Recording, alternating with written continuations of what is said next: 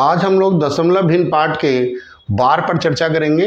बार के सवाल कई बार एग्जामों में आते हैं और बच्चे उसे बिना जानकारी के सॉल्व करने की कोशिश करते हैं, जिसमें उनके सवाल छूट जाते हैं। देखिए क्या होता है बार।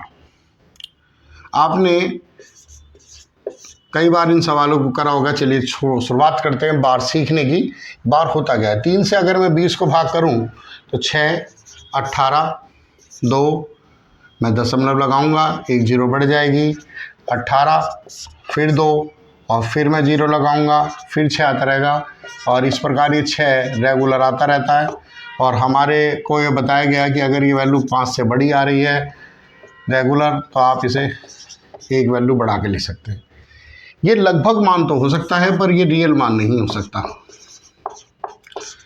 ठीक, तो कई बार एग्जाम में सवाल पूछे जाते हैं, जैसे आपसे कहा जाए कि जब कोई वैल्यू रिपीट हो रही है तो इसे शो करा जाता है बार लगा के। अब इस बार को कैलकुलेट कैसे करते हैं? अगर मैं इस बार से चाहता हूं कि मेरा मान जो है 20/3 मुझे प्राप्त हो जाए, तो कैसे प्राप्त हो? देखिए, इससे कभी प्राप्त नहीं हो सकता। अब इससे सॉल्व कर सकते हैं। कैसे?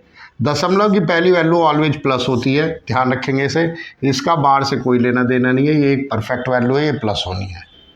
अब बार पे तो 6 था, जिस पे बार होता है उसके नीचे 9 लगाया जाता है। जैसे दशमलव की बात पे 10 लगता है, यहाँ पे 9 लगेगा। कैलकुलेट कर लेते हैं। मल्टीप्लाई करिए 3 की 6 से, 3 6 18 और 2 20/3। देखिए वही वैल्यू प्राप्त हो गई। तो बार की वैल्यू को हम लोग सॉल्व कर सकते हैं अपॉन में 9 लगा के। चलिए कुछ और सवालों को जानेंगे।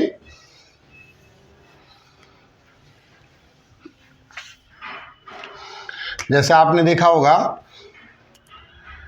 कि मान लीजिए 2 अंकों में बार है, तो इसका मतलब है जब बार लगाते हैं दशमलव हट जाती है, तो और अगर इसके आगे कोई अंक है तो वो हमेशा प्लस में होगा, ध्यान रखें। अगर दशमलव के बाद 4 अंक हैं और चारों पे बार है, तो इसका मतलब है नीचे 3 9 है। जैसे ही बार लगाएंगे दशमलव हट जाएगी। अच्छा, इसमें एक केस और हो सकता है।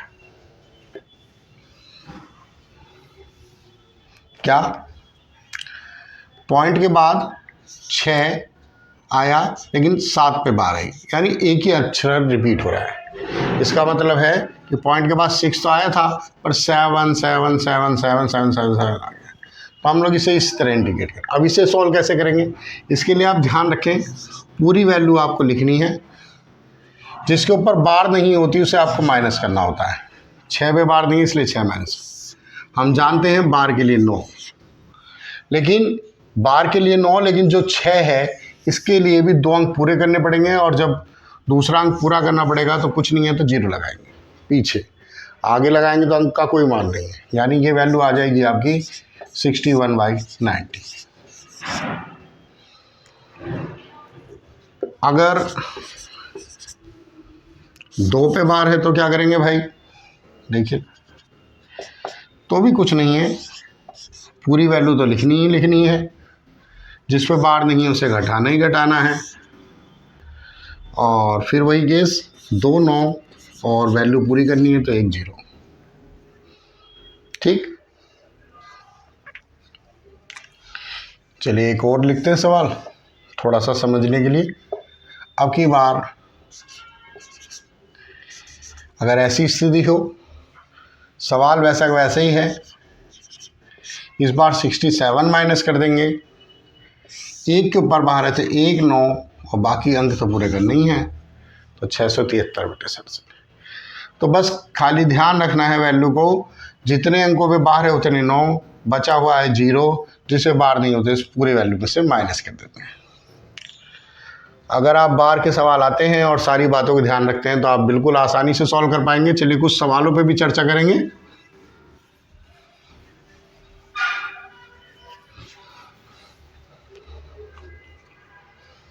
मैंने लिखा 0.6 बार, 0.7 बार, 0.8 बार, 0.4 बार, माइनस भी ले लेते हैं 0.9 बार, 9 तो नहीं लेंगे, 3 बार। सॉल्व करते हैं।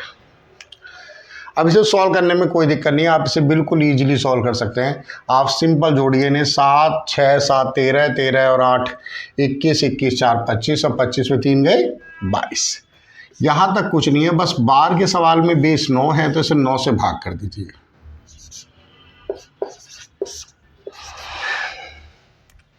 तो आ गया जी 2 सही 4/9। वैसे तो यही आंसर है, लेकिन बार के सवालों में एग्जामिनर तो बार के रूप में चाहता है, तो जो सही है वो हमेशा पॉइंट से पहले लिख देना है, और जिसके ऊपर 9, जिसके नीचे 9 है उस पर बार लगा देनी है। ये आंसर आ गया 2.4 बार। ठीक है।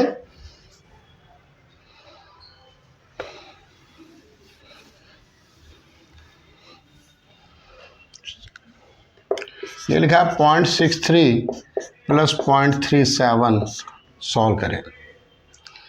चलिए दोनों पे है, बिल्कुल आसानी से जोड़ सकते हैं। तो ये हो गया 100। अब 2 है तो नीचे क्या आएगा 99। चलिए सॉल्व करें। ये आ गया जी 1 सही 1/99। यहाँ तक तो ये सही है, लेकिन एग्जामिनर तो बार पे चाहता है। तो अगर 2 9 है तो 2 अंकों में बार होनी चाहिए। तो आप इसे कैसे लिख सकते हैं 2 अंक? तो आप इसे लिखेंगे ऐसे, 2 9 कह रहे हैं 2 अंक तो ऊपर 2 अंक होने चाहिए, यहाँ 1 ही अंक है तो आप इसके आगे 0 लगा दीजिए। अगर 1 के आगे 0 लगाइए तो कोई फर्क नहीं पड़ता है। अब इसे हम कैसे लिख पाएंगे? आसानी से लिख पाएंगे 0.01 पर बार। ध्यान रखें 2 9 है तो 2 पे बार लगनी है। कई बार स्थिति, चलिए एक सवाल के द्वारा और समझाते हैं।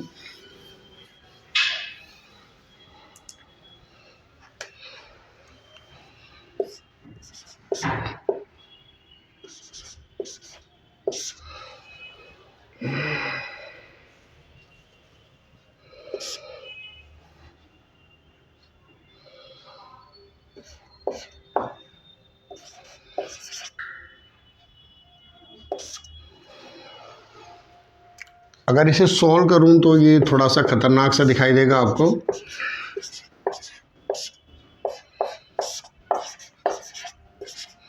ये सॉल्व करना तो बहुत खतरनाक है, तो आप इसे ट्रिक से ही करें और दशमलव की पहली वैल्यू को अलग कैलकुलेट कर लेते हैं।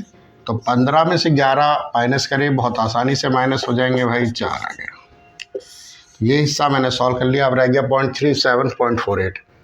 इसे भी अलग से सॉल्व कर लेते हैं। 0.37 माइनस 0.48, ये आ गया आपका 11। कौन सा? जब छोटी वैल्यू में से बड़ी घटती है तो वैल्यू माइनस की होती है। और अपॉन में लगा देते हैं 99, तो क्या पॉइंट का कोई रोल नहीं।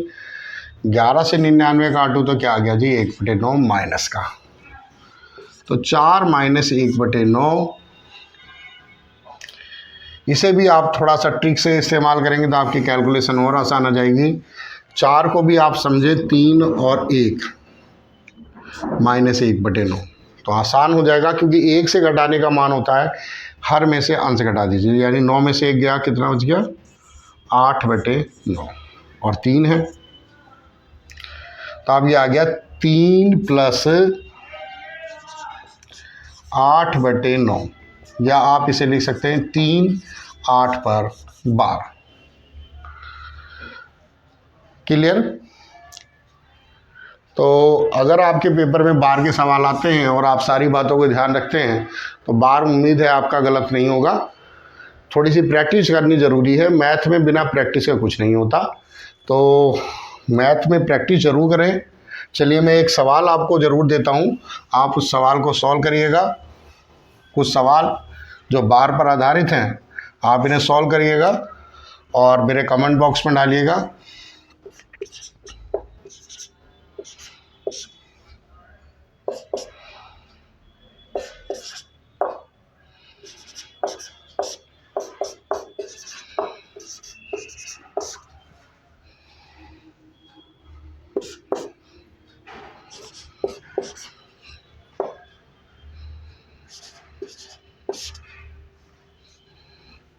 ज़्यादा बड़ा हो गया।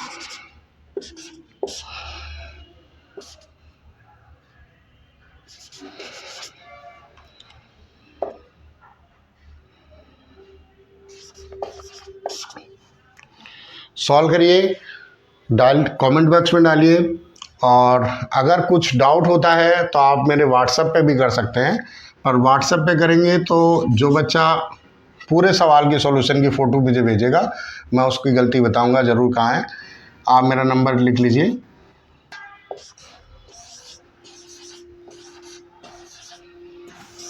इस नंबर पे आप व्हाट्सएप करें, ठीक है।